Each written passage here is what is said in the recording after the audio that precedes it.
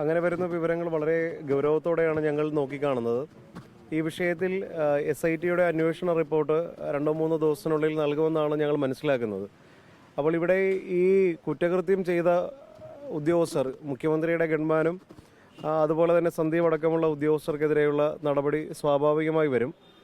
പക്ഷേ അതിനേക്കാൾ ഗുരുതരമായ ഒരു കാര്യമാണ് ക്രൈംബ്രാഞ്ച് DYSPയുടെ റിപ്പോർട്ട്.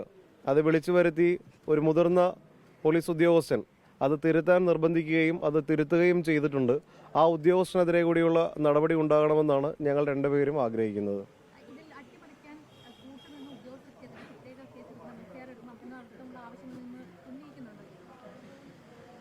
ഉറപ്പായും അങ്ങനെ ചെയ്യുവാനാണ് ഞങ്ങൾ ആഗ്രഹിക്കുന്നത്.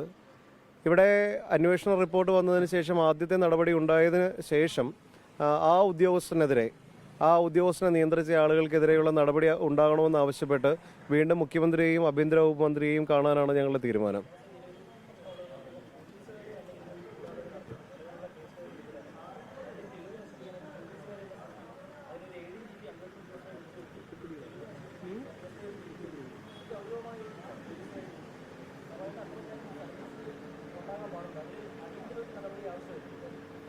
വളരെ ഗൗരവമുള്ള വിഷയമാണ്. അടിയന്തരമായ നടപടി ഇതിനാവശ്യമാണ്.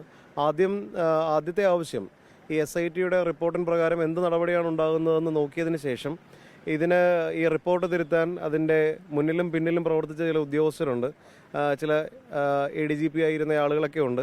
അവർക്കെതിരെയും നടപടി ഉണ്ടാകണമെന്നുള്ളതാണ് ഞങ്ങളുടെ ആവശ്യം.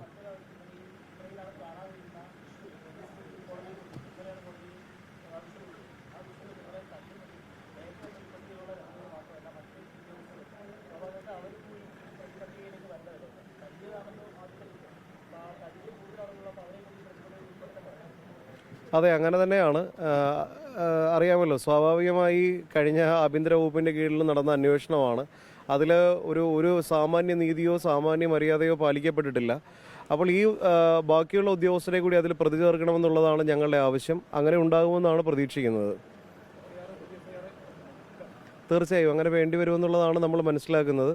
അത് കൂടുതൽ നിയമവിദഗ്ധരുമായും നേതൃത്വവുമായി ആലോചിച്ചിട്ട് വേണം അക്കാര്യത്തിലൊരു തീരുമാനമെടുക്കാനെന്നാണ് ഞങ്ങളുടെ ഒരു വിശ്വാസം.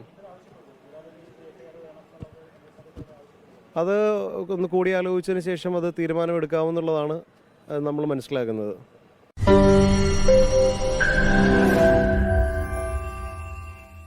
ലോകത്തെവിടെയായാലും ഏത് സമയത്തും 24 വാർത്തകളും ഓഗ്മെന്റഡ് റിയാലിറ്റി പാക്കേജുകളും എക്സ്പ്ലെയിനറുകളും വിശദമായി കാണാൻ ഞങ്ങളുടെ YouTube ചാനൽ നിങ്ങൾക്ക് സബ്സ്ക്രൈബ് ചെയ്യാം.